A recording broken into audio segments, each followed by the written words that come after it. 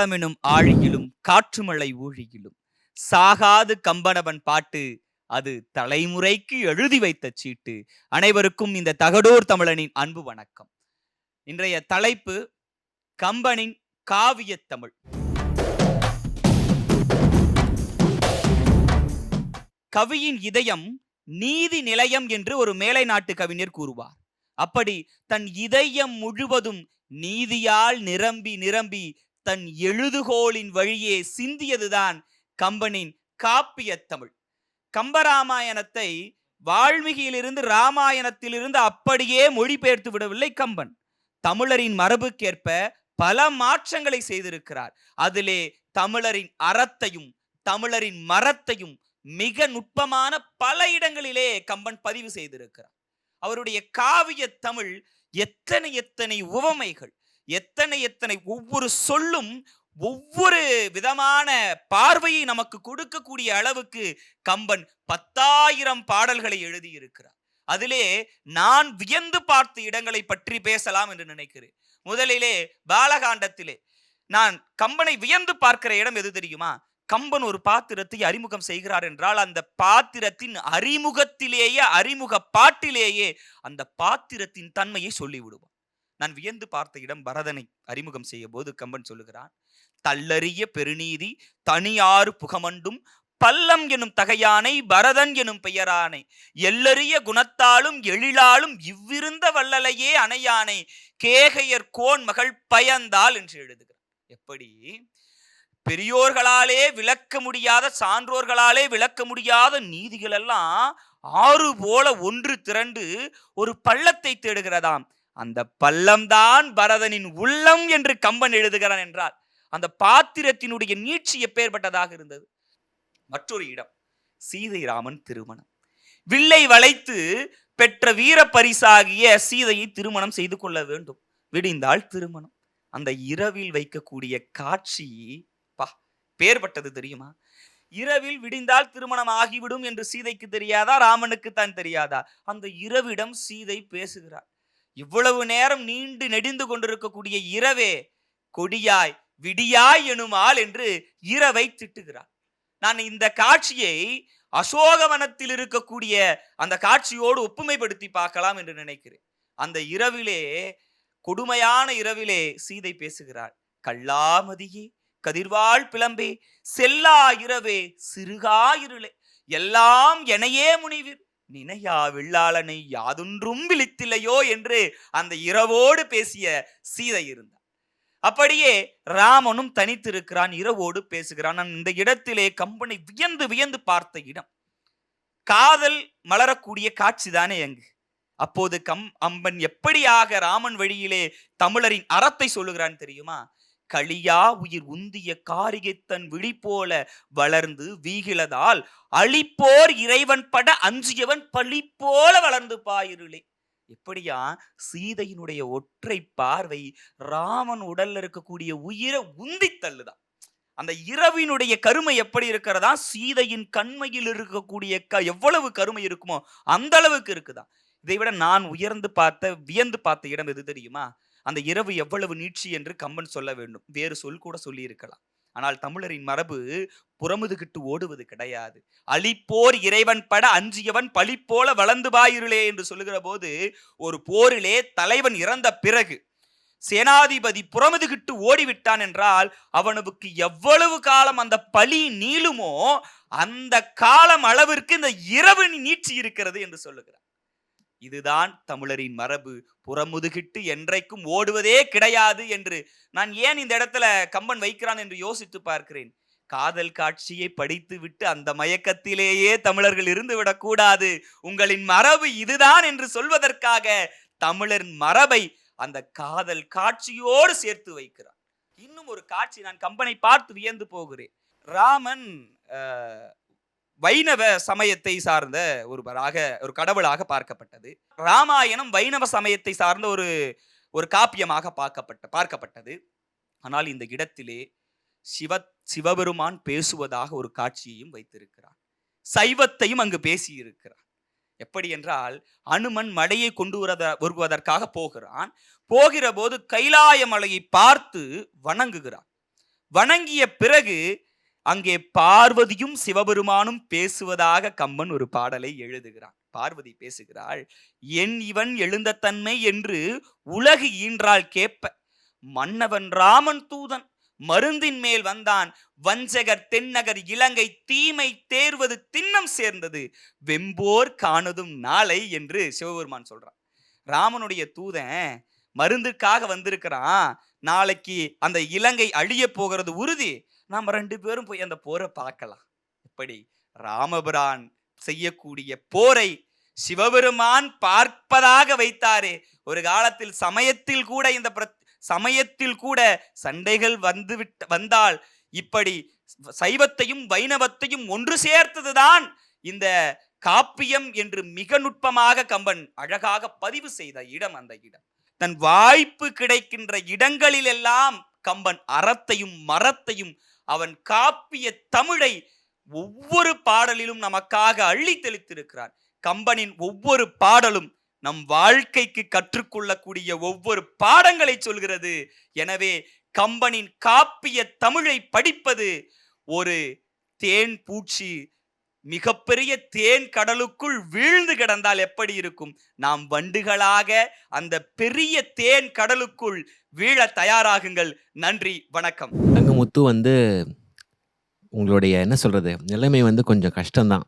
ஏன்னா ஒரு 1/4 மணி நேரத்துல கம்பனை பேசி முடிக்கணும் அப்படிங்கிறதே கொஞ்சம் கடுப்பான வேலை தான். ஏன்னா கம்பனுக்கு ஆற்றல் ரொம்ப அதிகம்.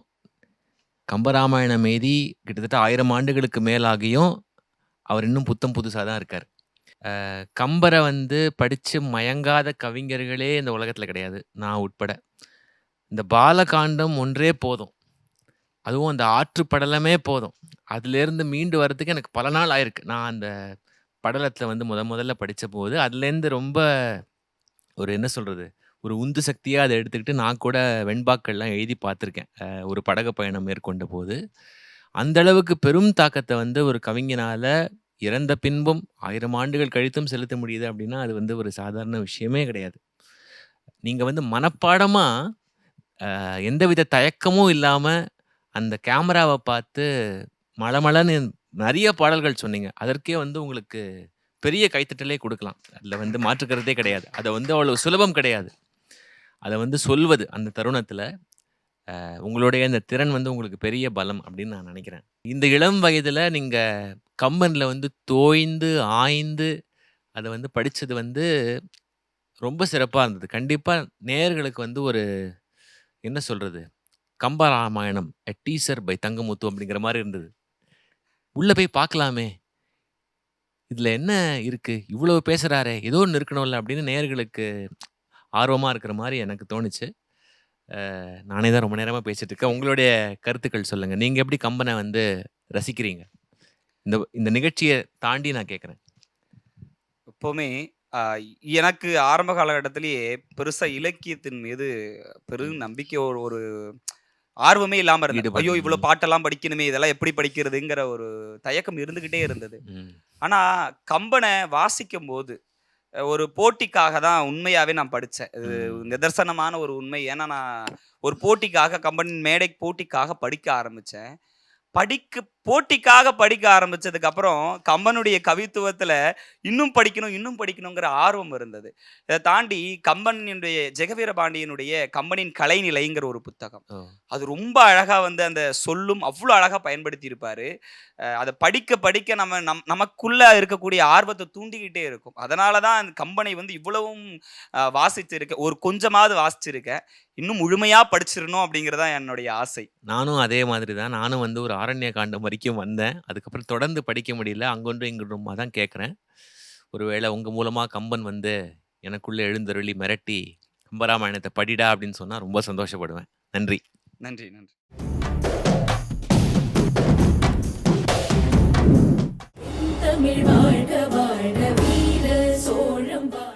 வணக்கம்.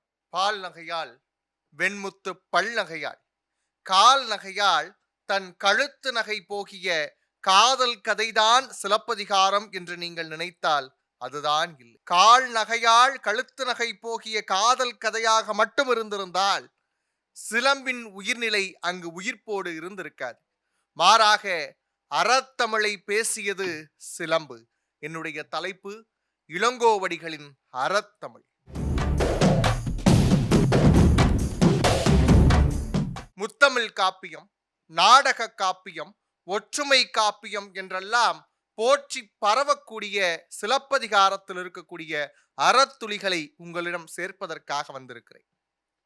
அறம் என்ற அடிப்படையில் எடுக்கும்போது ஏன் அறத்தை இந்த சமூகத்தில் பாட வேண்டும் என்ற காரணமும் வருகிறது. சங்கம் இலக்கியங்கள் தொட்டு சங்கம் மறுவிருக்கக்கூடிய இலக்கியங்கள் பிறந்து வளர்ந்து கொண்டிருக்கக்கூடிய காலகட்டத்தில் முதல் காப்பியம் எழுகிறது. 3 உண்மைகளை இந்த தமிழ் மண்ணுக்கு இளங்கோவடிகள் பறைசாற்றுகிறார். அதனை முப்பெரும் உண்மைகள் என்று நாம் கொண்டாடுகின்றோம். அரசியல் பிழைத்தோர்க்கு அறம் கூற்றாவதும், உரைசால் பத்தினியை உயர்ந்தோர் ஏத்துவதும், ஊழ்வினை உறுத்து வந்து ஊட்டும் என்பதும் முப்பெரும் உண்மைகளாக சிலம்பு நமக்கு உணர்த்துகின்றன. இந்த இடத்திலே முற்பகல் செய்யின் பிற்பகல் விளையும் என்ற கோட்பாடு இருக்கிறது அல்லவா, அதனை மிகவும் அழகாக இளங்கோவடிகள் பதிவு செய்கின்றார். கோவலன் மாதவி காட்சியை அப்படியே கடற்கரை பக்கம் திருப்புங்க. இந்திர விழாவின் போது யாழின் இசையின் வழியாக ஊழ் வந்து நின்ற இடம் இந்திர விழா. இருவரும் மகிழ்ந்திருக்கக்கூடிய அந்த நேரத்திலே பாடலின் வழியாக ஊடல் வந்து நிற்கிறது. அந்த ஊடலை கோவலன் தீர்த்து வைத்தானா என்றால் இல்லை. அவன் தவறாக புரிந்து கொண்டு பேசாத வார்த்தைகள் எல்லாம் பேசி மாதவியை விட்டு நீங்கி கண்ணகி இடத்திலே வருகிறார். ஊடலை தவிர்க்கவில்லை. அந்த இடத்திலே தணிக்காத ஊடல் எங்கே வேலை செய்கிறது என்று கேட்டால் பாண்டியனுடைய அவைக்களம். அங்கே பாண்டியன் அரசமாதேவி பக்கத்திலே இருக்கும்போது இன்னொரு நடன மங்கை மீது தன்னுடைய கண்ணை மேய விடுகிறான். அரசி சும்மா இருப்பாளா? உடனே எழுந்து அங்கு போகக்கூடிய நேரத்திலே அவளை எவ்வாறு சமாதானம் செய்வது என்று யோசிக்கிறான் பாண்டியன். அந்த நேரத்தில் இங்கும் ஊடல் எழுகிறது. ஊடலை தவிர்க்காமல் வந்த கோவலனுடைய ஊடல் இங்கே வந்து வேலை செய்கிறது. அந்த இடத்திலே கோவலன் மாதவி இடத்தில் பேசக்கூடாத வார்த்தைகளை எல்லாம் பேசிவிட்டு போனார். எந்த காரணமும் சொல்லவில்லை. மீண்டு வருவானா இல்லையா என்பது மாதவிக்கு தெரியாது. இரவு நேரத்தில் வந்து விடுவான் என்று நினைத்து கொண்டிருக்கிறாள். ஆனால் கோவலன் வரவில்லை. நேராக கண்ணகி இடத்திலே செல்கிறார். இந்த ஊடலை தவிர்க்காத காரணம் பாண்டியனுடைய அவைக்களத்திலே ஒரு ஊடல் காட்சி நடக்கப் போகிறது. பாண்டியன் நடன மங்கையினுடைய நடனத்தை பார்த்து கொண்டிருக்கிறான். பக்கத்தில் அரசி இருப்பதை மறந்து விட்டான். அரசிக்கு கோபம். கட்டிய மனைவி பக்கத்திலேயே இருக்கும்போது பாண்டியன் இன்னொரு பெண்ணை பார்த்தால் யாருக்குத்தான் பொறுக்கும்? அவள் எழுந்து நடந்து போகிறாள். போகக்கூடிய நேரத்தில் இவளுடைய ஊடலை எப்படியாவது சமாதானம் செய்ய வேண்டும் என்று நினைக்கிறான் பாண்டியன். அந்த நேரத்தில் பொற்கொள்ளன் வருகிறான். காணாமல் போன பாண்டியனுடைய மனைவியினுடைய சிலம்பு கோவலன் கையில் இருக்கிறது என்று சொல்கிறார். உடனே பாண்டியனுக்கு அந்த சிலம்பை கொணர்ந்து கொடுத்தால் பாண்டிமாதேவியினுடைய ஊடல் தனியும் என்று நினைக்கிறான். உடனே கொன்று அச்சிலம்பினை கொணர்க என்று பதிலுரைக்கிறார். இந்த நேரத்திலே ஊடல் தவிர்க்கப்படாத காரணம் இங்கே ஊடலாலேயே முடிகிறது. நல்லா யோசிச்சு பார்த்தீங்கன்னா தெரியும். ஊடலை அங்கு தவிர்த்து அவன் வெளியில் வராத காரணம்தான் ஊடலால் மடிந்து போகிறான் கோவலன். முற்பகல் செய்யின் பிற்பகல் விளையும் என்பதை மிகவும் அழகாக இளங்கோவடிகள் எடுத்து காட்டியிருக்கிறார். அடுத்த இடம் வருகிறேன். கோவலன் இறந்து பட்டான். அந்த இடத்திலே கண்ணகி நகர வீதிகளில் மாறில் அடித்து கொண்டு வருகிறார். என்ன பதிலை சொல்கிறாள் தெரியுமா? சான்றோரும் உண்டுகொள், சான்றோரும் உண்டுகொள். எப்பா, அடுத்தவன் பெத்த பிள்ளைய தாம் பெத்த பிள்ளையா நினைக்கக்கூடிய சான்றோர்கள் இந்த நாட்டில் இல்லையான்னு கேட்கிறான். இந்த வரியினுடைய ஆழம் என்ன தெரியுமா? யாரு பெத்த பிள்ளையா இருந்தாலும் நீதி அப்படின்னு வந்துட்டா அதுக்கு சான்றோர்கள் தலை வணங்கணும். அப்படிப்பட்ட சான்றோர்கள் இந்த மதுரையில் இல்லையா என்று கேட்டு வருகிறார்.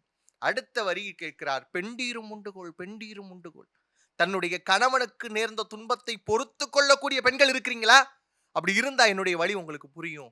அடுத்த அடி கேட்டா பாருங்க, தெய்வமும் உண்டுகொள், தெய்வமும் உண்டுகொள். இந்த நாட்டுல தெய்வம் இருக்குமா? அநீதி கொடுக்கக்கூடிய நாட்டில் தெய்வம் இருக்குமா என்பதனாலதான் தெய்வமும் உண்டுகொள், தெய்வமும் உண்டுகொள் என்று வைத்தார் இளங்கோவடிகள். இந்த நேரத்திலே பாரதி சொல்லக்கூடிய வரிகளை நான் நினைத்து பார்க்கிறேன். நெஞ்சை அள்ளும் சிலப்பதிகாரம் எனும்போர் மணியாரம் படைத்த தமிழ்நாடு என்று சொன்னார். ஏன் மணியாரம் என்ற வார்த்தையை பயன்படுத்த வேண்டும் என்று யோசிக்கிறேன்.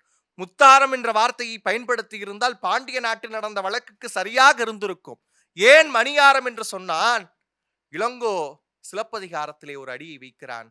மன்னவன் வாய் முதல் தெரித்தது மணியே, அங்கு தெரித்தது மணி அல்ல, தவறான தீர்ப்புக்கு கொடுக்கப்பட்ட தண்டனை. அதனால தான் மன்னவன் வாய் முதல் தெரித்தது மணியே என்று சொன்னான். இளங்கோ அதனை பாரதி எடுத்துக்கொண்டு மணியாரம் படைத்த தமிழ்நாடு என்று பேசினார். இல்லறம் தொடங்க பெற்று துறவரம், ரெண்டும் அறம்தான். இல்லறம் என்றாலும் சரி, துறவரம் என்றாலும் சரி, மங்கள வாழ்த்தில் தொடங்கி வரம் தரு காதை ஈராக வைத்து 30 காதைகளிலும் உள்ளீடாக இருப்பது இளங்கோவடிகளுடைய அறம் என்று சொன்னால் அது மிகையாகாது. இறுதியாக இப்படி சொன்னால், காலுக்கு கீழாய் மதித்திருந்த பெண்ணினத்தின் கால் சிலம்பின் அதிகரித்த வரலாறாகி மனித இனத்திற்கே நீதியை சொன்ன அறத்தமிழாக நிற்கிறது சிலப்பதிகாரம். நன்றி, வணக்கம். பாலு ஆனந்த் ரொம்ப சிறப்பா இருந்தது வழக்கம் போல. உங்க அனுமதியோட இப்போ இன்னும் கொஞ்சம் நான் பேசிக்கிறேன் நீங்க விட்ட இடத்துல இருந்து. நம்ம பண்டைய தமிழ் இலக்கியங்கள் வந்து ரொம்ப பிடிவாதமா அறம், அறம், அறம் அப்படின்னு திரும்ப திரும்ப வலியுறுத்தி ரொம்ப ஆர்ப்பரிப்போட சொல்றத நம்ம வந்து பார்க்கலாம். இப்போ கண்ணகி வந்து மதுரையை எரித்து அப்படியே மேற்கு திசை நோக்கி சென்று கொல்லிமலைன்னு நினைக்கிறேன். அந்த இடத்துக்கு போய் கோவில் கொண்டு அதெல்லாம் வரலாறு. அதற்கு பிறகு வந்து இது உங்களுக்கே தெரிஞ்சிருக்கும் தான், இருந்தாலும் நம்ம நேயர்களுக்காக சொல்றேன். பாண்டிய நாட்டுல மழையே இல்ல. ஏன் மழை இல்ல அப்படிங்கும்போது, அந்த ஒரு பொற்கொல்லன் செய்த பிழை காரணமாக தானே கோவலனுடைய உயிரையே மன்னன் வந்து தலைய வெட்டுங்க அப்படின்னு ஆணையிட்டான் இல்லையா? பொற்கொல்லன் வந்து ஒரு பிழை செஞ்சுட்டான் அப்படிங்கிறத அறிந்த மற்ற பொற்கொல்லர்கள் வந்து பாண்டிய நாட்டுக்காக, அவங்க அந்த மாரி செய்யணும்னு அவசியமே கிடையாது. ஆனா அவங்களுக்கு வந்து தொழிலை விட, பணத்தை விட அந்த தர்மம் தான் ரொம்ப பெருசா இருந்திருக்கு. அதை விட தங்களுடைய நாடு கஷ்டப்படுகிறதே தங்களால, அதாவது தங்களாலன்னா தங்களுடைய தொழில் செய்கின்ற ஒரு பொற்கொல்லனால அப்படின்னு அவங்க ரொம்ப என்ன சொல்றது, உடைஞ்சு போயிட்டாங்க. நம்மளால ஒரு கேடா அப்படின்னு அவங்களால தாங்கிக்க முடியல. இது இன்னொரு அறமும் இதுல சேர்ந்து வருது. உயிரை விட மானம் பெரிது அப்படின்னு நம்ம முன்னோர்கள் நினைச்சிருக்காங்க. அது திருக்குறளையே நம்ம பார்க்கலாம். உங்களுக்கே அந்த குறள் தெரியும்.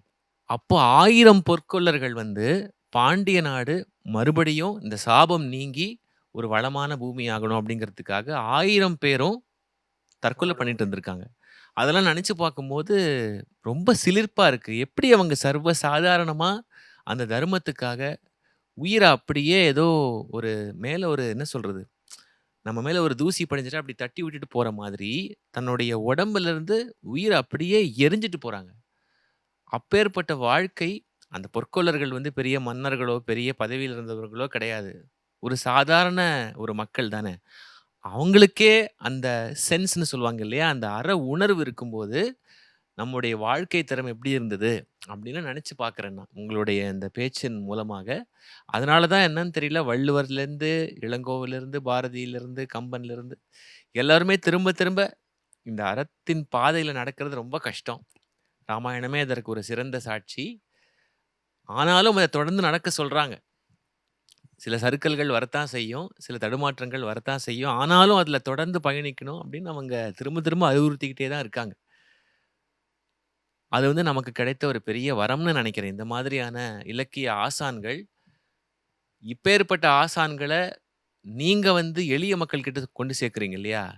உங்களைப் போன்ற பேச்சாளர்கள் வந்து சங்கரா டிவிக்கு ஒரு வரம். வாழ்த்துக்கள். நன்றி.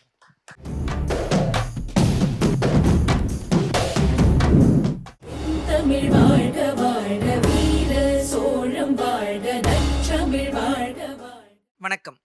செந்தமிழே, உயிரே, நறுந்தேனே, செயலினை மூச்சினை உனக்களித்தேனே, நைந்தாய் நீ எனில் நைந்து போகும் என் வாழ்வு, நன்னிலை உனக்கெனில் அது எனக்கும் தாயே.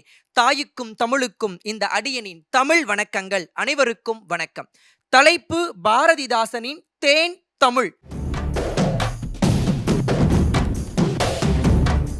பாணனின் பைந்தமிழால், பறையனின் இசைத்தமிழால், வள்ளுவனின் அறவழியால், கணியனின் அறிவியலால் வாழ்ந்து வளர்ந்த தமிழ், தமிழ் உணர்வு என்பது பாரதிதாசனால் தான் மலர்ந்தது என்பது திண்ணம்.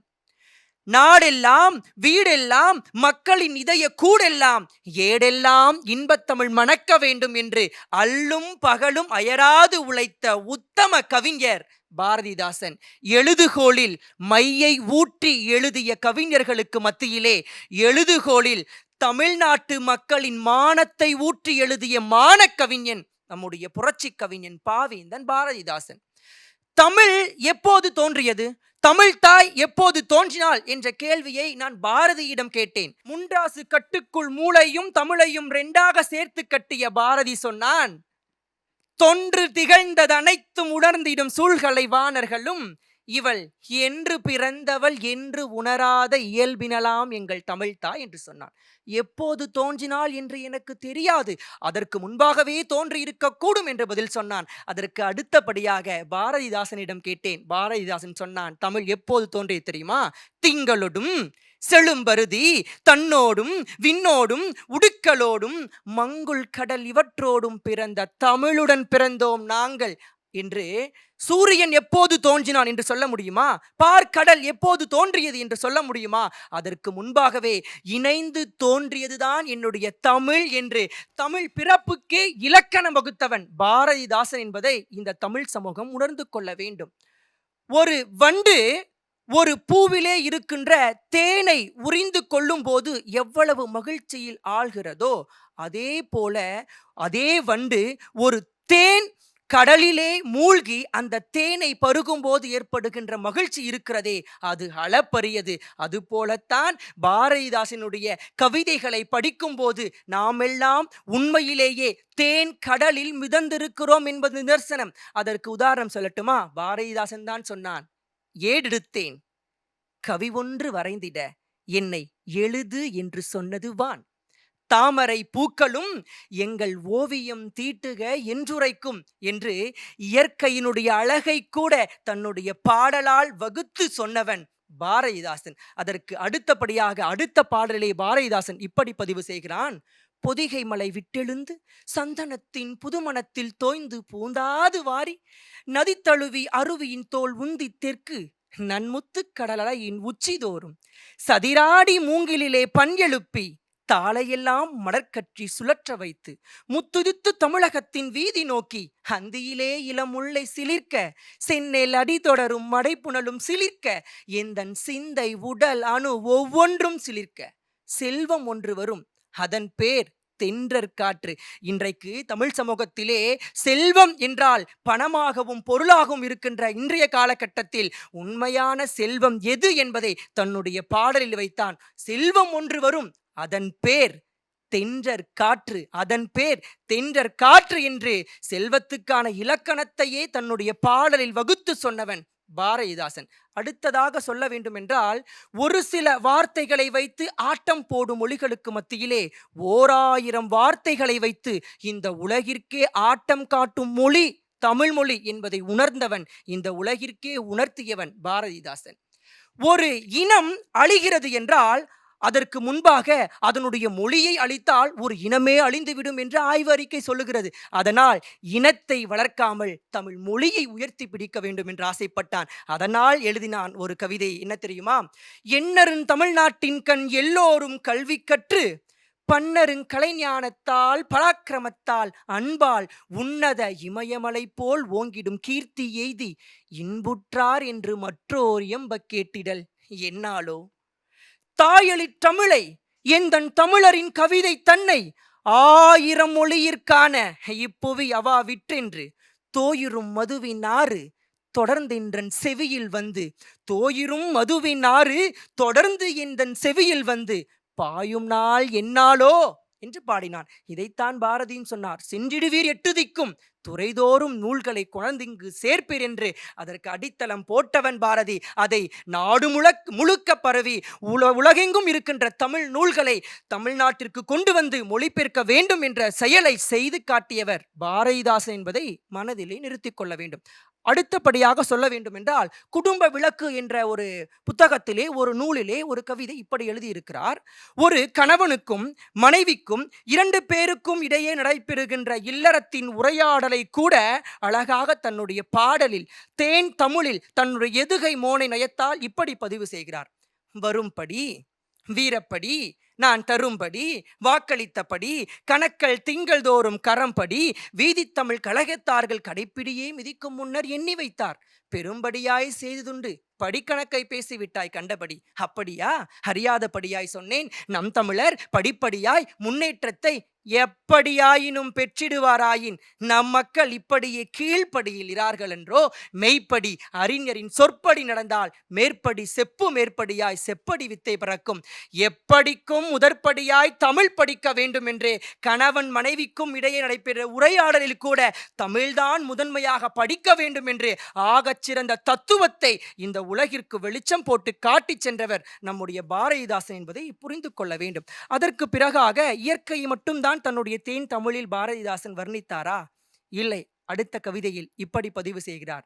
கரும்பு தந்த தீஞ்சாரே, கனிதந்த நெருஞ்சுளையே, கவின்செய் முல்லை அரும்பு தந்த விண்ணகையே, அணிதந்த செந்தமிழே, கட்டி இரும்பு தந்த நெஞ்சுடையோர், துறைதோறும் நின் எழிலை ஈடழைத்து வரும் புதுமை நினைக்கையிலே நெஞ்சு பதைக்கும் சாற்ற வாய்ப்பதைக்கும், எடுத்து மகிழ் இளம் குழந்தாய், இசைத்து மகிழ் நல் யாழே, இங்குள்ளோர் வாய் மடுத்து மகிழ் நருந்தேனே, ஓவியமே என்று வரையறை செய்கிறார். அதனால்தான் பாரதிதாசன் சொன்னான், தாயை பழித்தவனை யார் தடுத்தாலும் விடாதே, தமிழை பழித்தவனை அந்த தாயே தடுத்தாலும் விடாதே என்று சொன்னான். 20ஆம் நூற்றாண்டு தமிழ் கவிஞர்களில் தமிழை என் உயிர் என்று சொன்ன முதல் கவிஞன் புரட்சி கவிஞன். எப்படி தெரியுமா?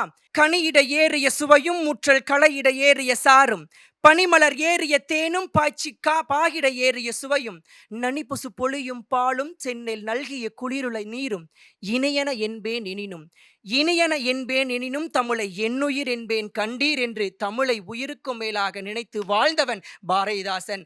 ஆம், இன்றைக்கு தமிழின் பெருமையும் வளமையும் நாம் இன்றைக்கு வாய் கிளிய கிளிய வசனம் பேசிக் கொண்டிருக்கிறோமே அல்லாமல் அதை காக்கவும் வளர்க்கவும் நம்மால் இயலவில்லை. இதைத்தான் பாரதிதாசன் அன்றே சொல்லிவிட்டார்.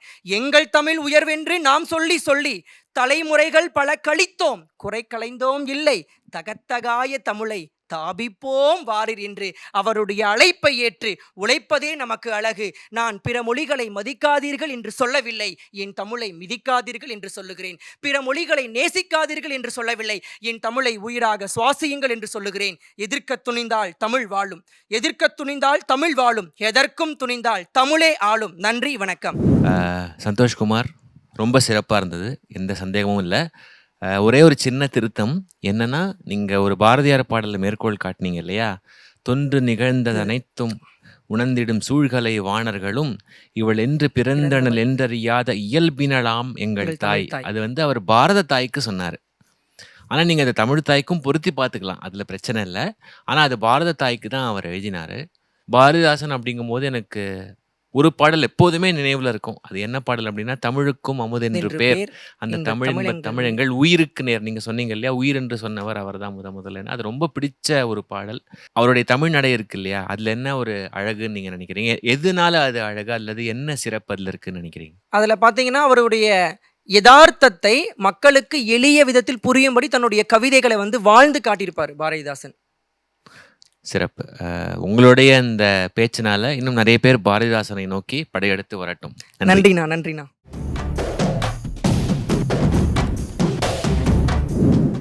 தமிழ் வாழ்க வாழ்க, வீர சோழம் வாழ்க. வணக்கம். பாரதியின் வீரத்தமிழ்.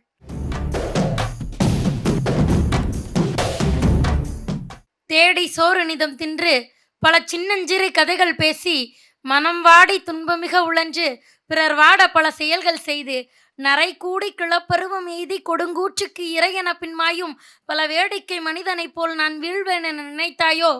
இது என் முப்பாட்டன் எனக்கு சொல்லி தந்தது. சிலர் பெயரை சொன்னால் பெருமை வரும், சிலர் பெயரை சொன்னால் கவிதை வரும், சிலர் பெயரை சொன்னால் கர்வம் வரும். பாரதி கர்வத்திற்கு சொந்தக்காரர். அது தமிழுக்கான கர்வம் மட்டுமல்ல, ஒட்டுமொத்த தமிழனுக்கான கர்வமும் பாரதிதான். ஆம், எல்லா கவிஞர்களும் பேனாவில் மையை கட்டித்தான் கவிதை எழுதுவார்கள். ஆனால் பாரதி மட்டும்தான் வயிற்றிலே பசியையும் தலைப்பாகையில் வறுமையையும் கட்டிக்கொண்டு கவிதை எழுதியவர். தமிழுக்காய் பாரதி என்ன செய்தார் என்று கேட்டால், தமிழே பாரதிக்கு என்ன செய்தது என்று கேட்கலாம். ஏனென்றால் தமிழ் பாரதி மீது கொண்டிருந்த பற்றுதான் கனக சுப்புரத்தினத்தை தாசனாக்கியது. பாரதிதாசனாக்கியது. அவர் பெயரில் மட்டும் தீயை கொண்டிருக்கவில்லை. அவர் ஏற்றிய தீ என்பது சாதிகளுக்கானது, விடுதலைக்கானது, ஒட்டுமொத்த அடிமைத்தனத்திற்கானது. ஆம், ஒருமுறை எழுத்தாளர் வாரா அவர்கள் வருகிறார் பாரதியாரை சந்திக்க. அப்போது புதுச்சேரியிலே பாரதி அவர்கள் இருக்கிறார். எழுத்தாளர் வாரா அவர்கள் பாரதியிடத்தில் சொல்லுகிறார், நான் உங்களுடைய கவிதைகளை விரும்பி படிக்கிறேன் என்று ஆங்கிலத்தில் சொல்லுகிறார். உடனே பாரதிக்கு மிகுந்த கோபம். அருகில் இருப்பவரை அழைத்து சொல்லுகிறார், அடே பாலு, எனக்கு இவரிடத்தில் வேலை இல்லை, இவர் உன்னை போலவே அழகாக ஆங்கிலத்தில் பேசுகிறாரடா என்று சொல்லுகிறார். எழுத்தாளருக்கு ஒன்றுமே புரியவில்லை. உடனே பாரதி சொல்லுகிறார், இன்னும் எத்தனை ஆண்டுகள் ஒரு தமிழனிடத்தில் மற்றொரு தமிழன் ஆங்கிலமே பேசி கிடப்பான் என்று சொன்னவுடன் தான் வாரா அவர்களுக்கு பாரதியின் மீது மிகுந்த ஈர்ப்பு ஏற்படுகிறது. அப்படி அன்று ஏற்பட்ட ஈர்ப்பு தான் இன்று நம்முடைய கவிதைகளில் மகாகவி பாரதியார் அவர்களுடைய வாழ்க்கை வரலாறாக தவழ்ந்து கொண்டிருக்கிறது என்றால் அது ஈடாகாது. மகாகவிக்கு கிட்டத்தட்ட 10 மொழிகள் தெரியும். ஆனால் அவர் தூக்கி பிடித்தது என்னவோ தமிழ் மொழியைத்தானே. யாமறிந்த மொழிகளிலே தமிழ் மொழியைப் போல் இனிதாவது எங்கும் காணோம் என்றுதானே சாகும் வரை பாடி பாடி தீர்த்தார். ஆனால் இன்றோ வணிக பழங்கையெல்லாம் ஆங்கிலம் கலக்க, பிற மொழி மோகம் ஒரு புறம் இருக்க, தமிழன் என்று மார்த்தட்டி கொள்கிறோமே, தமிழில் பெருமை பேசுகிறோமா? இல்லையே. ஆனால் பாரதி அன்றே சொன்னார் அல்லவா, தெருவெல்லாம் தமிழ் முழக்கம் செய்வீர் என்று தானே சொன்னார். சரி, பாரதி தமிழின் மீது மட்டும்தான் பற்று கொண்டிருந்தாரா? இல்லை, இல்லவே இல்லை. தமிழை விட ஒருபடி அதிகமாக இந்திய தாயின் மீது பற்று கொண்டிருந்தார். நம்மை ஆள வந்த வெள்ளையனை, அடிமைப்படுத்த வந்த கொள்ளையனை அவர் விரட்டி அடிப்பதற்கென ஏந்திய ஆயுதம்தான் தமிழ். ஆம், தன் நெஞ்சிலே இருந்த சுதந்திரத்தையை ஒவ்வொருவர் உள்ளத்திலும் ஏற்றுவதற்காக அவர் ஏந்திய ஆயுதம்தான் கவிதை. அதனால்தான் பாரதி பாடினார், அச்சமில்லை அச்சமில்லை அச்சம் என்பதில்லையே, உச்சி மீது வானிடிந்து வீழுகின்ற போதிலும் அச்சமில்லை அச்சமில்லை அச்சம் என்பதில்லையே என்று பாடி கோழைகளை கூட வீரத்தாய்க்காக பணி செய்ய அழைத்தார் என்றால் அதுதான் பாரதி தாய் நாட்டின் மீது கொண்டிருந்த மோகம். அது மட்டுமல்ல, நாமெல்லாம் இந்தியர்கள். நமக்குள் எத்தனையோ சண்டைகள் ஏற்படலாம், சமரசம் ஏற்படலாம், எத்தனையோ இன வேறுபாடுகள் இருக்கலாம். ஆனால் எந்த காரணத்திற்காகவும் அந்நியரை நமக்குள் விடக்கூடாது என்று உறுதியோடு இருந்தவர் பாரதி. அதனால் தான் சொன்னார், 1000 சாதி உண்டெங்கினில் அந்நியர் வந்து புக என்ன நீதி என்று கேட்டார். இப்படி பாரதியார் எழுதிய அந்த கவிதைதான் பிரிட்டிஷாரை அவரை பார்த்து நடுங்கச் செய்தது. அதனால் தான் பாரதியாரை சிறையில் அடைத்தார். ஆனால் அப்படி சிறையில் அடைத்த போதும் கூட கவிஞருக்கு தேசத்தின் மீதான பற்று ஒரு கணமும் குறையவில்லையே. அதனால் தானே இன்று நம்முடைய முன்னால் மகாகவியாக அவர் காட்சியளிக்கிறார். அவருடைய கனவு என்பது மிகவும் பிரம்மாண்டமானது. ஆடுவோமே பள்ளு பாடுவோமே ஆனந்த சுதந்திரம் அடைந்து விட்டோமே என்று பாடும் பொழுது, சுதந்திரம் அடைவதற்கு முன்னாலேயே நாம் சுதந்திரம் அடைந்து விட்டோம் என்று ஒட்டுமொத்த இந்தியரையும் கனவு காண சொன்னவர் அல்லவா பாரதி. அவர் உயர் சாதிகளை பிறந்தவர். சாதிகளை பற்றி சாடுவதற்கு அவருக்கு எந்த விதமான அவசியமும் இல்லை.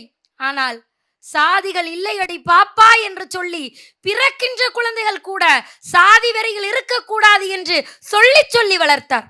அந்த காலம் எப்படி இருந்தது? பெண்களுக்கு பேசுவதற்கு உரிமை மறுக்கப்பட்டது, வார்த்தைகளின் உரிமை மறுக்கப்பட்டது, ஏன் வாழ்க்கைக்கே உரிமை மறுக்கப்பட்டதே.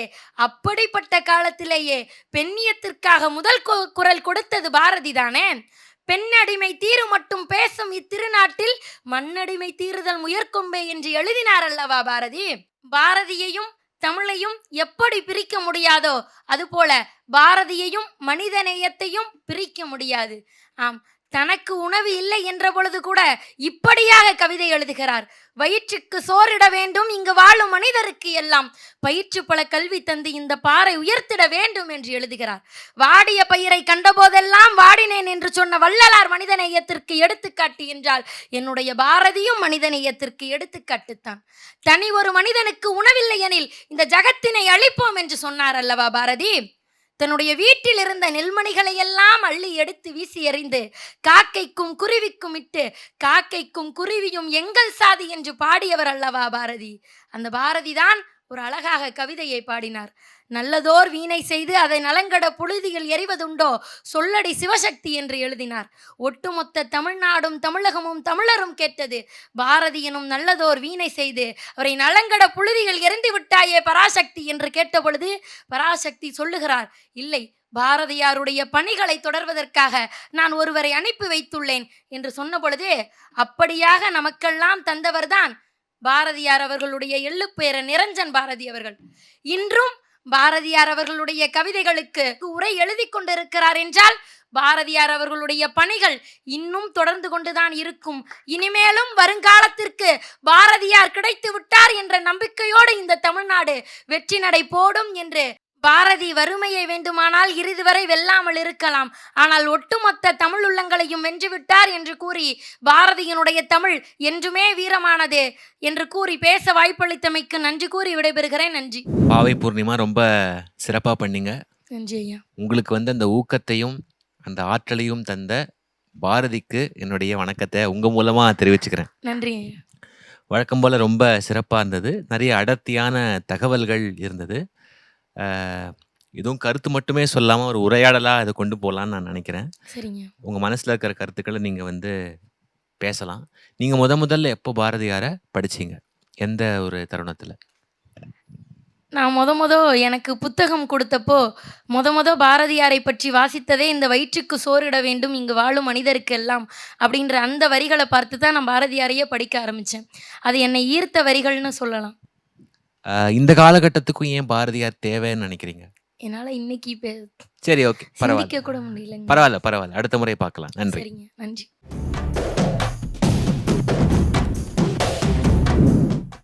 தமிழ் வாழ்க வாழ்க வீர சோழம் வாழ்க. வணக்கம். தலைப்பு பாரதியின் வீரத்தமிழ். முதலில் வீரம் என்றால் என்ன? கத்தி பிடித்து விட்டால் வீரமா, அல்லது சண்டை போட்டு விட்டால் வீரமா? எது வீரம்? இப்படி என்னை கேட்டால் யுகபுருஷரான மகாகவி பாரதியிடம் கற்றுக்கொள்ளுங்கள் என்றுதான் சொல்வேன். பாரதி என்றால் வீரம், வீரம் என்றால் பாரதி.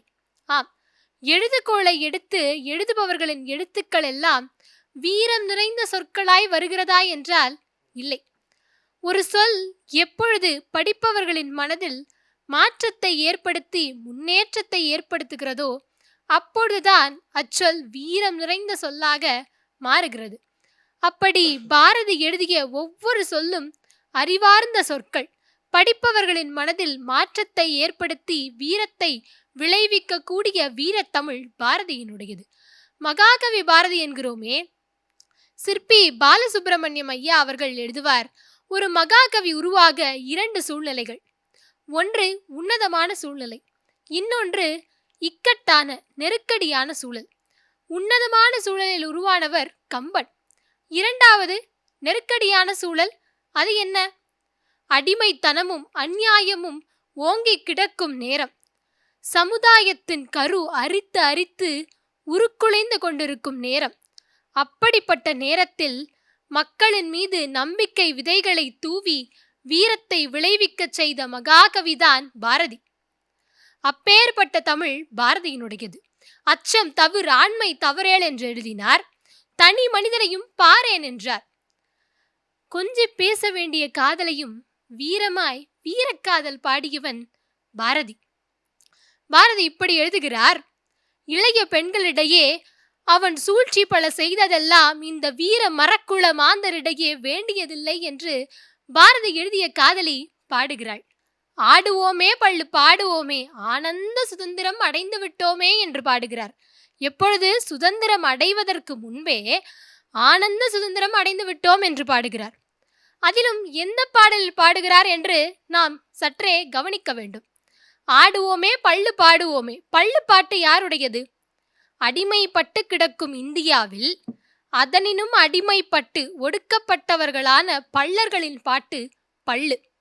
அந்த பள்ளு பாட்டில் ஆடுவோமே பள்ளு பாடுவோமே, ஆனந்த சுதந்திரம் அடைந்து விட்டோமே என்று பாடுகிறார். அடிமையினும் அடிமையின் கீதத்தில் தேசிய கீதம் பாடக்கூடிய தைரியம் படைத்த வீரம் பாரதியின் வீரத்தமிழ். இன்னும் சொல்ல போனால் சுதந்திர போராட்ட வீரர் வ.உ.சி. அவர்கள், வ.உ. சிதம்பரம் பிள்ளை அவர்கள் கப்பலோட்டிய தமிழன் தன்னுடைய இறக்கும் தருவாயில் இருக்கிறார், உயிர் பிரியும் நிலையில் இருக்கிறார். அப்பொழுது கூட அங்கிருப்பவர்களை கூப்பிட்டு பாரதியின் வரிகளான "என்று தணியும் இந்த சுதந்திர தாகம், என்று மடியும் எங்கள் அடிமையின் மோகம்" என்ற வரிகளை யாரேனும் பாடுங்கள், அதை நான் கேட்டுக்கொண்டே இருக்க வேண்டும் என்று சொன்னார் என்று சொன்னால், அவ்வரிகள் எத்தனை உணர்ச்சி மிக்க வீரத்தை உடையவை என்று நாம் புரிந்து கொள்ளலாம். மாப்போசி அவர்கள் சொல்வாராம், பாரதியின் தெய்வீக பாடல்கள் அத்தனையுமே வீரம்தானே என்று. ஆம், காளியை வணங்கியவனாயிற்றே பாரதி, அப்படித்தானே இருக்கும். எப்படி சொல்கிறான் பாருங்கள். "சொல்லடி சிவசக்தி, என்னை சுடர்மிக அறிவுடன் படைத்து விட்டாய்." பொதுவாய் இறைவனிடம் நாம் எல்லோரும் எப்படி வேண்டுவோம்? மன்றாடி நின்று நமக்கென்ன வேண்டுமோ, நம் வீட்டிற்கு என்ன வேண்டுமோ அதை மட்டும்தான் வேண்டுவோம். அந்த இறைவனிடத்தே "சொல்லடி சிவசக்தி" என்று உரிமையாய் ஆணையிட்டு "சொல்லடி சிவசக்தி" என்று கேட்டு என்னை சுடர்மிக அறிவுடன் படைத்து விட்டாய், என்னை இத்துணை சுடர் ஒரு தீப்பந்தம் விட்டு எரிவது போல என்ன அறிவு கொடுத்திருக்கிறாய். நீங்கள் யோசிக்கலாம், ஏன் இத்தனை கர்வம் பாரதிக்கு என்று. அடுத்த வரியில் கேட்கிறார், "வல்லமை தாராயோ, எனக்கு நல்ல அறிவையெல்லாம் தா" என்று கேட்கிறார். ஏன் இந்த கர்வம் என்று அடுத்த வரியில் நாம் புரிந்து கொள்ளலாம். யாருக்காக கேட்கிறார்? இந்த மாநிலம் பயனுற வாழ்வதற்கே என்று. நாம் எல்லாம் வேண்டினால் நமக்கும் நம் வீட்டிற்கும் நம் சுயநலத்திற்காகவும் தான் வேண்டுவோம். ஆனால் பாரதி சமுதாயத்தின் நலனுக்காக இறைவனிடமே உரிமையாய் கேட்டு பெற்றவன் பாரதி. பாரதியின் மனைவி செல்லம்மா பாரதி. பாரதியார் இறந்து விடுகிறார். அதற்கு பத்திரிகைகளில் எல்லாம் எழுதுகிறார்கள். என்ன எழுதுகிறார்கள்? பாரதியாரின் கோட்டு சட்டையில் அவர் சிகப்பு துணி, கருப்பு துணி என்று ஒட்டு தைத்து போட்டிருக்கிறார். கிழிந்த கோட்டை பாரதி போட்டிருக்கிறார் என்று எழுதிவிடுகிறார்கள். அதை படித்துவிட்டு செல்லம்மா பாரதி பதில் எழுதுகிறார். என்ன எழுதுகிறார்? "கொடிய வறுமையில் இருந்தபோது கூட பாரதியோ நாங்களோ கிழிந்த துணிமணியோ அப்படிப்பட்டவற்றை அணிந்து கொள்ளதே இல்லை, அதை அவர் என்றுமே விரும்பியதே இல்லை, அப்படி எழுதாதீர்கள்" என்று சொல்லிவிட்டு ஏன் அப்படி தைத்திருந்தார் என்று அவர் எழுதுகிறார். ஒரு கருப்பு துணி, ஒரு சிகப்பு துணி. சொன்னேன் அல்லவா, பொதுவாக நாம் ஒரு நிகழ்விற்கோ ஒரு அநியாயத்திற்கோ எதிர்ப்பு தெரிவிக்க கருப்பு துணி போராட்டம் என்றெல்லாம் செய்வோம். அதை போல இந்தியாவிற்கு சுதந்திரம் கிடைக்கும் வரை என்று ஒரு கருப்பு துணியையும், வறுமை ஒழியும் வரை என்று ஒரு சிகப்பு துணியையும் ஒரு சிறு பின் வைத்து அவர் குத்தியிருப்பார். அதற்காக செய்ததுதானே, அது தவிர ஏழ்மைப்படுத்தி பேசுவதற்கல்ல, அப்படி எழுதாதீர்கள் என்று செல்லம்மா பாரதி எழுதுகிறார். அப்படி பாரதியின் வீரத்தை தன்னுடைய வீரத்தால் காத்தவர் செல்லம்மா பாரதி. இப்படி நாமும் அந்த வீரத்தை சிந்தித்து பாருங்கள். சில காலம் மட்டுமே வாழ்ந்த ஒரு கவிஞன், அவனுடைய பாடல்களும் சிந்தனைகளும் இத்துணை ஆண்டுகளாக நாம் பேசிக்கொண்டிருக்கிறோம் என்றால், பாரதத்தின் எல்லைகள் முழுவதும் இருந்த தீ பாரதி. பெண் விடுதலைக்கான தீ, வீரத்திற்கான தீ. அவன் சொல்லிய வார்த்தைகள் இன்றும் பல தலைமுறைகள் கடந்து நம் முன்னே அமர்ந்திருக்கிறது என்று சொன்னாலும், நாங்கள் எல்லோரும் அதை பேசிக்கொண்டிருக்கிறோம் என்று சொன்னாலும் அது மிகையாகாது. அப்பேற்பட்ட வீரத்தை அடுத்தடுத்த தலைமுறைக்கும் நாம் ஊட்ட வேண்டும் என்று சொல்லி நன்றி பாராட்டி விடைபெறுகிறேன். நன்றி, வணக்கம். வள்ளியம்மை ரொம்ப சிறப்பாக இருந்தது. முதல்ல உங்களை எதற்கு பாராட்டணும்னு நான் நினைக்கிறேன் அப்படின்னா, "ஆடுவோமே பள்ளு பாடுவோமே" அந்த பாடலை சொன்னீங்க இல்லையா? நிறைய பேர் அந்த பாடலை சொல்லிட்டு என்ன சொல்லுவாங்க அப்படின்னா, நமக்கு சுதந்திரம் 1947ஆம் ஆண்டு கிடைச்சது. ஆனால் அது கிடைப்பதற்கு பல ஆண்டுகள் முன்னாடியே, கிட்டத்தட்ட ஒரு 40 ஆண்டுகள் முன்னாடியே பாரதியார் இந்த மாதிரி எழுதிட்டாரு, எப்பேற்பட்ட ஒரு தீர்க்கதரிசி அப்படின்னு சொல்லுவாங்க. சரிதான், அது தப்பு கிடையாது. ஆனால் அந்த பாட்டில் அதிகம் கண்டு கொள்ளப்படாத ஒரு விஷயத்தை நீங்கள் அதை எடுத்து சொன்னது ரொம்ப பாராட்டக்கூடியது. எது அப்படின்னா, பள்ளுங்கிற வார்த்தையை அவர் ஏன் பயன்படுத்தணும்? நானே அதை நிறைய யோசிச்சிருக்கேன். நீங்கள் அதை எடுத்து சொன்னது ரொம்ப பயனுள்ள ஒரு தகவல், ஒரு புதிதான ஒரு அணுகுமுறை அப்படின்னு நான் சொல்லுவேன். ரொம்ப அது பாராட்டுக்குரியது. ஏன்னா பள்ளு அப்படிங்கிறது அந்த ஒடுக்கப்பட்ட அந்த பள்ளர்கள் பாடக்கூடிய ஒரு பாட்டு. அந்த கடைக்கோடி அந்த ஒடுக்கப்பட்ட அந்த மக்களுக்கும் சுதந்திரம் போய் சேரணும், சுதந்திரம் கிடைக்கணும். அவங்க நீங்கள் சொல்கிற மாதிரி இந்த "ஆடுவோமே பள்ளு பாடுவோமே" அப்படின்னு பாடினாதான் நமக்கு உண்மையிலேயே சுதந்திரம் கிடைச்சிருக்குன்னு அர்த்தம் என்பதற்காக தான் அந்த பாடலை அவர் எழுதினார். நீங்கள் இறுதியில் இன்னொரு செய்தி சொன்னீங்க. அந்த கோட்டு சம்மந்தமா ஒண்ணு சொன்னீங்க இல்லையா? அந்த கருப்பு, சிவப்பு. அது என்ன ஆக்சுவலின்னா, நெறைய பேர் என்ன நெனச்சுட்டாங்கன்னா, பாரதியாருக்கு வந்து ரொம்ப வறுமை. கிழிசலான அவருக்கு உள்ளாடைகள் இருந்தது. அத மறைக்கிறதுக்காக அவர் வந்து பின்னு வச்ச அந்த கோட்ல குத்தி, அத மறைச்சுக்கிட்டாரு. பாவம் எவ்வளோ வறுமையில கஷ்டப்பட்டாரு அப்படின்னு நெறைய பேர் சொல்லிட்டு இருந்தாங்க. அதற்கு வந்து ஒரு மறுப்பு சொல்கிற விதமா செல்லம்மா எழுதியிருந்தாங்க. எதுக்காக அப்படி அணிஞ்சுக்கிட்டாரு அப்படின்னா, அவருடைய கோட்ல பார்த்தீங்கன்னா, நெறைய அழகழகான வேலைப்பாடுகள் இருக்கணும்னு அவர் எதிர்பார்ப்பாரு. ஒரு ரோஜா பூ கூட இருக்கும். நீங்க சொல்ற மாரி அழகழகான வண்ணங்கள்ல நெறைய சொருகி வச்சிருப்பாரு குட்டி, குட்டி நூல்கள். எதுக்கு அப்படின்னா, இப்போ நம்ம நாட்டோடைய இந்த டிஃபென்ஸ் அந்த பாதுகாப்பு துறை நீங்க பார்த்துக்கிட்டீங்கன்னா, அது தரைப்படையோ, கப்பல் படையோ, விமானப்படையோ, அவங்களுடைய அந்த சீருடையில அந்த லட்சினைன்னு சொல்லுவாங்க இல்லையா? அந்த பேட்ஜ் இருக்கும். நீங்க அத பார்த்தாலே தெரியும் இவங்க வந்து ஆர்மி, இவங்க வந்து ராணுவம் அப்படின்னு தெரியும் இல்லையா? அந்த ஒரு அடையாளம் இருக்கும். பாரதியார் மானசீகமா தன்னை வந்து ஒரு ராணுவ தளபதியா பார்த்தார் இந்தியாவுக்கு. அப்படிதான் வாழ்ந்தார். அவரால போய் எல்லையில போய் துப்பாக்கி ஏந்தி சண்டை போட முடியாது. ஆனா, அவர் கையில இருந்தது எழுதுகோல் தான். எழுதுகோலே அவர் துப்பாக்கியா பயன்படுத்தினார். அது வேற விஷயம். ஆனா, மனசளவுல அவர் தன்னை ஒரு ராணுவ வீரனா நெனச்சதுனால, நான் வந்து என்னுடைய பாரத தாய காப்பாத்துகின்ற தளபதி அப்படின்னு அவர் நெனச்சதுனால, அந்த மாரி ஒரு அடையாளத்தோட அவர் வந்து கோட் அணிஞ்சுக்கிட்டார் அப்படின்னு செல்லம்மா பாரதி சொல்லியிருக்காங்க. ஒவ்வொருத்தரும் மனசளவுல தன்னை ராணுவ வீரரா நெனச்சுக்கலாமே! அதுல எந்த தடையுமே இல்லையே! அந்த மாரி எல்லா இந்தியர்களும் நெனச்சா, எந்த எதிரி நாட்டாலும் நம்மள ஒண்ணுமே செய்ய முடியாது இல்லையா? அதனால தான் அவர வந்து நம்ம இன்று வரைக்கும் ஒரு வீர தமிழுக்கு சொந்தக்காரர் அப்படின்னு பாடுறோம். அவர படிக்கும்போது நமக்கு ஒரு உத்வேகம் வருது. நரம்பெல்லாம் ஒரு முறுக்கு ஏற்படுதுன்னா, நீங்க சொல்ற மாதிரி அவருக்கு வந்து தமிழ்ல பிடிக்காத ஒரே ஒரு வார்த்தை அச்சம் தான். அத பத்தி நெறைய எழுதியிருக்காரு. நீங்க அத தொட்டு காண்பிச்சு ஒரு நல்ல ராப் அப் மாதிரி இருந்தது உங்க பேச்சு. நிதானமா அதே சமயத்துல நெறைய தகவல்களும் சொன்னீங்க. நெறைய பேசுவோம். வாழ்த்துக்கள். நன்றி.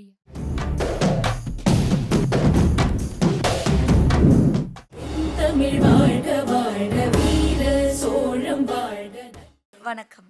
ஒன்றே எண்ணின் ஒன்றேயாம், பலவென்றுரைக்கின் பலவேயாம், அன்றே எண்ணின் நன்றேயாம், ஆமே எண்ணின் ஆமேயாம், இன்றே எண்ணின் இன்றேயாம், உளது என்றுரைக்கின் உளதேயாம், நன்றே நம்பி குடிவாழ்க்கை நமக்கிங்கென்னோ பிழைப்பம்மா என்று கம்பரின் கடவுள் வாழ்த்து பாடலுடன் என் உரையை தொடங்குகிறேன். இந்த தமிழ் தேரின் இலக்கிய தமிழ் சுற்றில் நான் பேச எடுத்துக்கொண்டுள்ள கவிஞர் கம்பர்.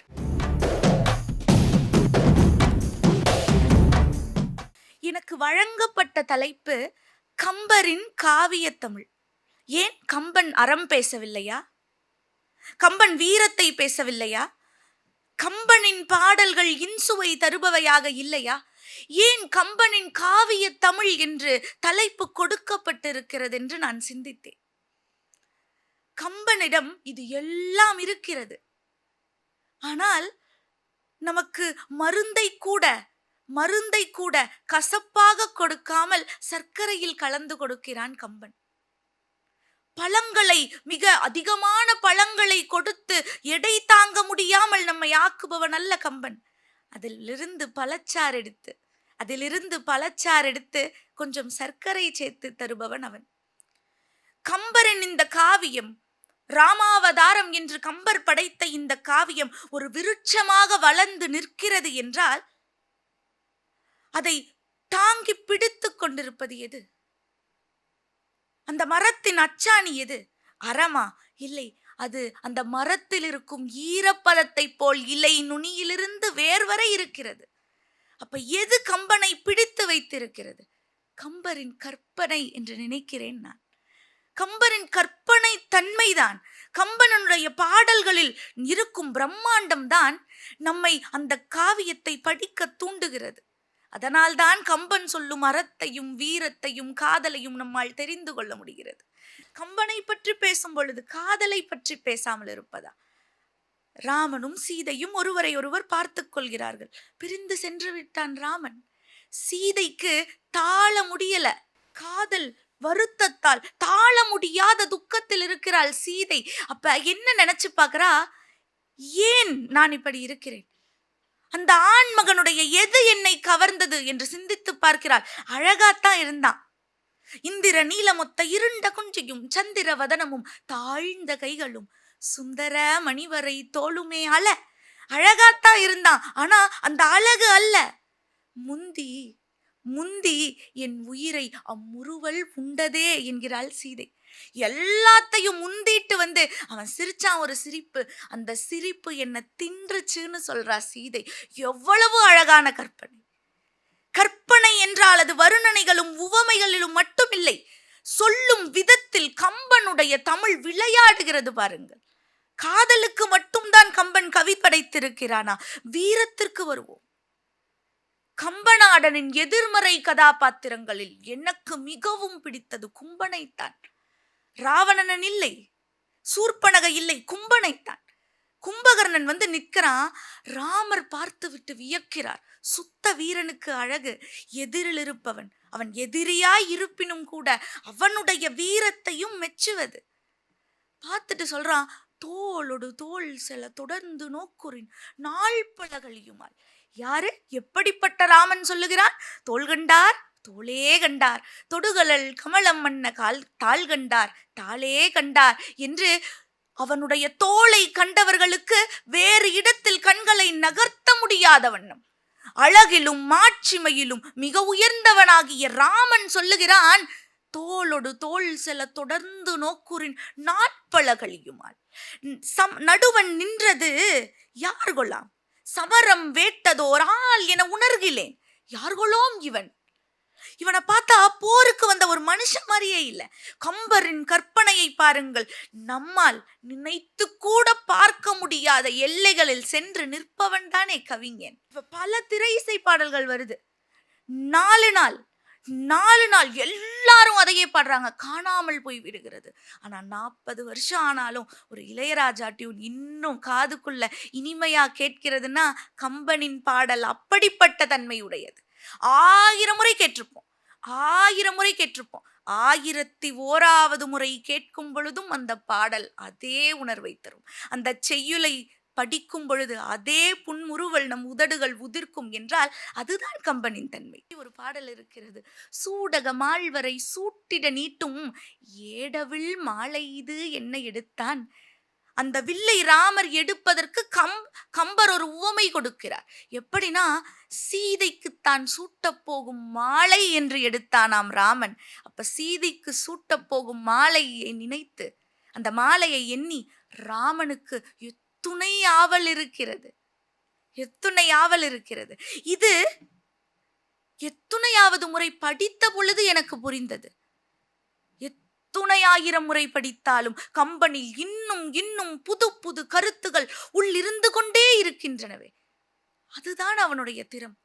உலகம் யாவையும் தாம் உள ஆக்கலும் நிலை பெறுத்தலும் நீக்கலும் நீங்களா, அழகிலா விளையாட்டுடையார் அவர் தலைவர் அன்னவர்க்கே சரண் நாங்களே.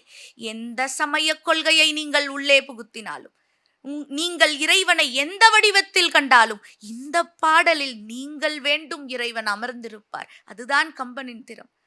எல்லாருக்குமானதாக எந்த சமயத்தையும் இழிவுபடுத்தாமல் அவன் வாழ்ந்த காலம் என்பது அப்படிப்பட்ட ஒரு முன்னேறிய காலம் அல்ல. அந்த காலத்தில் இருந்த புலவர்கள் எல்லாம் சண்டை போட்டுக்கொண்டே இருந்தார்கள். நான் சொல்றதுதான் பெருசு, நீ சொல்றதுதான் பெருசுன்னு. ஆனால் கம்பன் எல்லா சமயத்திற்கும் கொடுக்க வேண்டிய மரியாதையை கொடுக்கிறான். அவன் காவியம் நிலைத்து நின்றதற்கு இதுவெல்லாம் தானே காவியம். அவன் காவியம் நிலைத்து நின்றதற்கு இதுவெல்லாம் தானே காரணம். கம்பரனுடைய இந்த காவியத்தின் இந்த நுட்பத்தை நான் எதை வைத்து சொல்கிறேன்? ஏன் கம்பரின் கற்பனையும் கம்பன் ஒன்றை நம்மிடம் சொல்ல முயல்கிறானே, அந்த முயற்சிதான் கம்பனின் வெற்றி என்று நான் சொல்லவில்லை, நம் பாட்டன் பாரதி சொன்னான். எல்லையொன்றின்மை எனும் பொருள் அதனை கம்பன் தன் குறிகளால் காட்டிட முயலும் முயற்சியை கருதியும் என்று சொன்னான் பாரதி. இந்த தமிழ் சாதி அழியாது. ஏன் அழியாது என்று கேட்ட பொழுது பாரதி சொல்லுகிறான், எல்லையில்லாத ஒரு பொருள் இருக்கிறது, கூப்பிட்டு உட்கார வச்சு அதை சொல்லி நம்மள போர் அடிக்க மாட்டார் கம்பர். தன் குறிகளால் காட்டிட முயல்வார். அந்த முயற்சியை கருதி சொன்னேன், இந்த தமிழ் சாதி என்றும் அழியாது என்று பாரதி சொன்னான். அப்படி பாரதி சொன்ன கம்பனை போற்றுவோம், அனுதினமும் கம்பனை படிப்போம், தமிழை கற்போம். தமிழ் நம்முடைய வாழ்க்கையை உயர்த்தும். நன்றி. ஹர்ஷிதா, ரொம்ப அபாரமா இருந்தது. நன்றிங்க. ஒரு இந்த நிகழ்ச்சியினுடைய நெறியாளராக கேட்காம ஒரு தமிழ் ரசிகரா, ஒரு கம்பனுடைய ஒரு அடிப்பொடியா உங்கள் பேச்சை வந்து ரொம்ப மெய்மறந்து கேட்டேன். உங்களுடைய அந்த உழைப்புக்கு என்னுடைய சிரம் தாழ்ந்த வணக்கம், மனம் நிறைந்த பாராட்டுக்கள். நன்றி. உங்களுடைய உழைப்பு வந்து ஒவ்வொரு சொல்லையும் தெரிஞ்சுது. கம்பனுடைய திறத்தையும் அந்த திறத்தின் ஊடாக அவனுடைய அறத்தையும் நீங்கள் வந்து ரொம்ப அழகாக எடுத்து சொன்னீங்க. உங்களுடைய ஸ்டைல், உங்களுடைய பாணி எப்படி இருந்தது அப்படின்னா, ஒரு ஆர்ப்பரிக்கிற ஒரு காட்டாற்று வெள்ளமாக இல்லாமல் ஒரு அமைதியான நீரோடையாக வந்து மெல்ல மெல்ல மெல்ல மெல்ல மெல்ல நீங்கள் எல்லாரையும் வந்து வசப்படுத்துறீங்க உங்களுடைய அந்த பொறுமையாலையும் திறமையாலையும். நன்றி. இந்த காலகட்டத்திலும் இது வந்து ஒரு நேர்காணல் மாதிரி நினைக்காதீங்க, சும்மா ஒரு உரையாடலாக தான் கேட்குறேன். இந்த காலகட்டத்திலும் கம்பன் ஏன் முக்கியம்னு நினைக்கிறீங்க? நான் என்னோட உரையில் சொன்ன மாதிரி ஒரு சார்புத்தன்மை இல்லாத எந்த ஒரு படைப்பும் எல்லா காலத்திற்கும் உரியது அப்படிங்கிறது என்னோட கருத்துங்க.